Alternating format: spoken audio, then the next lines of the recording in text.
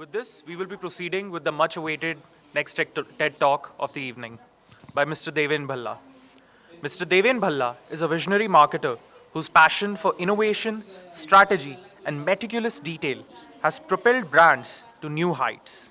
With a wealth of experience under his belt, he has mastered the art of brand management, social media marketing, P&L management, and product development. His belief in the power of self marketing and experimentation has led him to explore the depths of consumer psychology, search engine optimization, community management, and neuroscience, making waves across both B2B and B2C domains. Mr. Bhalla's journey is filled with landmark events in partnership with Fortune India and Amity University to driving business growth in challenging markets across African and Asian territories. His expertise in steering product launches and digital transformations for billion-dollar corporations is a testament to his innovative marketing approach.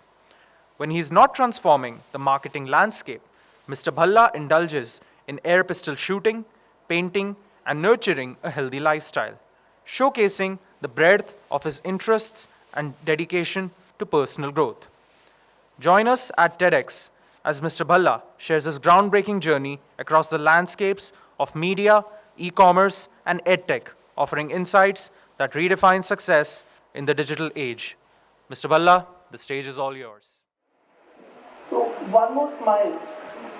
The first time I actually heard about this topic as a theme for this year's TEDx, it got me thinking. One more smile is it going to be like an interpretation of how somebody covers miles with a smile? Then I got to thinking about how my journey has been after I think I joined this campus, being the first batch. And then there was this thought that just triggered that the kind of journey that I've had, and it's never been linear in nature. And given the fact that in life there are people cover numerous miles, has numerous milestones, and each milestone is usually considered as an end in itself, right? I think I'll draw on the recent news that has been there as to how people are actually chasing money, fame, tag, and whatnot. And for that matter, I think when we draw parallels with most of the people out there, they must have cleared one single competitive examination during their lifetime. IIT JEE, for that matter, has at least 1.2 million test takers and maybe a 1% chance of getting through to one of the IITs. Similarly, for UPSC Civil Services examination, there are at least 1.3 million test takers and a success rate or a qualification rate of close to 0.2%. And for NEET UG, the one that's been in the news, there are like 2.5 million test takers and a qualification of around 5 to 6%. It just made me wonder that when I'm actually thinking about the milestones in life, are these status, tag, name, follow count, engagement rates, are these end results, or are these the final outcomes that people are actually chasing? Or is there something more to it, right? I'll be decoding about the non-linear journey aspect of how life spans out and how it has the power to transform and make, I would say, life really magical for somebody like me. Specifically, right, which started from TEDxIIMSambalpur's campus during my second year in 2016.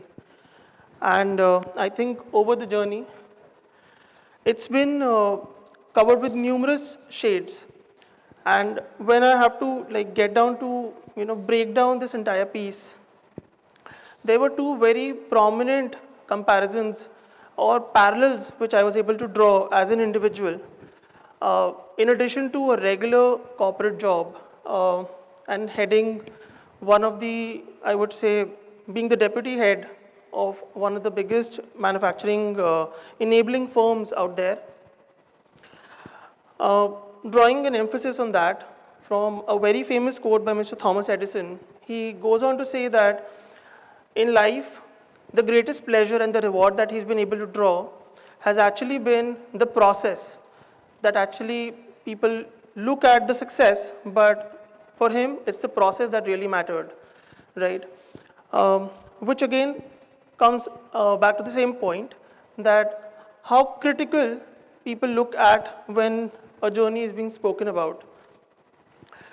Now, in my particular case, the journey of transformation began from campus, and there were two very interesting habits that I cultivated, which I think I've never gotten an opportunity to actually share with a lot of people. But the first one being of being a blogger or being a content creator. Content creation is actually the it thing right now. I think it's also been recognized by the Honorable Prime Minister. And there was this understanding that I participated in one of the biggest B School Fest competitions, a case study competition for that matter. And somehow we were able to win it. There was an entire process that we followed, but for me it would still be somehow because that was the first ever award that this institution actually received. Being the first, I think the third generation I am. And for me it was, I just got to thinking that, okay, should I talk about this process? Should I talk about the struggles, the way I was managing time? And then I just randomly made a post on LinkedIn, and it got a huge traction. People were reaching out to, get that winning case study template, and to actually, I would say the power of community was just getting germinated. And that was what gave rise to DBytes, hashtag DBytes on LinkedIn. And since then, from I think having 5 followers, I went on to build and cross 100K and now heading towards 125K in this duration of time. And there were a lot of opportunities that came by. So just giving you a reference here. So I've taken one single post just to give you an understanding of how the power of content or how a habit can actually open doors for you as an individual. In this particular case, I just made one single case study on Borderline, and it resulted in a couple of opportunities which you could actually see on the display. But over a period of time, I've seen that it's the principle of 1%, the compounding that actually matters in the long run. And there were 5 to 6 major things that happened for me. Got inbound job opportunities from some big brands, 2 of which I actually converted and joined as a full-time resource. Then got an opportunity to be a visiting faculty, to teach students and deliver sessions, I think around 800 plus now, all from this single habit. Got to actually, I would say, collaborate with a lot of brands and become a part or become a storyteller in their overall brand journey. Scaling it up from, I would say, like an active member community of now, I think 117K on just LinkedIn, additional 40K, which was like a side funnel for me for Instagram. And then obviously got to actually build the change makers. The change makers is something that a lot of students out there don't get an opportunity to share their concerns, how to get hired, how to get into their dream firms. And then the change makers happened when 2 like-minded individuals combined their thoughts, brainstormed, all through this single habit of generating content and blogging. I was able to collaborate with at least 90 plus creators, generated millions in impressions, and also got a chance to build a habit for a lot of other people to tune in every Friday from 7 p.m., where they get to share their thoughts, concerns, and interact with a lot of experts and thought leaders from the industry. So given the fact that most people would think that content creation is just one single end goal in itself, how it can be monetized, how that can actually move to the next level. But for me, this milestone was never there. I never set out to become a content creator. It was always driven by a mindset that I need to make 1% change in somebody else's life and to make somebody's life a little bit easier. Because being from the first batch, there were a lot of, I would say, concerns that I also had as a student, how to manage time, how to address stress. But then learning from those hits and trials, I was able to actually put that and utilize it for content. When we talk about the other alter ego that has existed over the last few years, that's been there of an educator. And right from 2019, when I think I was just 1 or 2 years into my professional journey, I was invited by an institution where I did the 10-year challenge, that was BITS Pilani. From going there as an aspirant for counseling to actually moving towards giving a session there. And from there on till I think 2 weeks back at MDI Gurgaon, it's been a journey of at least 803 sessions now, boot camps, workshops.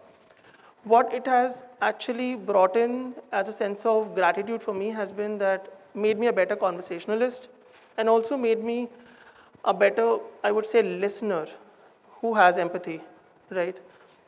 And I think over the duration of this entire journey, these two alter egos have always worked in sync with each other, where the power of the community is something that has given me that drive to actually take it to the next level, assist more and more people as much as possible, partner with a lot of institutions and drive change. Because whenever we talk about any process, there is some magic formula that people usually shy away from sharing. And that for me has been the 3C. Given that I am a B school student, a B school graduate, no talk for me is actually going to be completed without sharing a small framework in it, given that I have also been a consultant before. And the 3C basically stands for, and that's something that everybody can implement in their life, that's clarity of thought, that's a C is for clarity, content, and then consistency.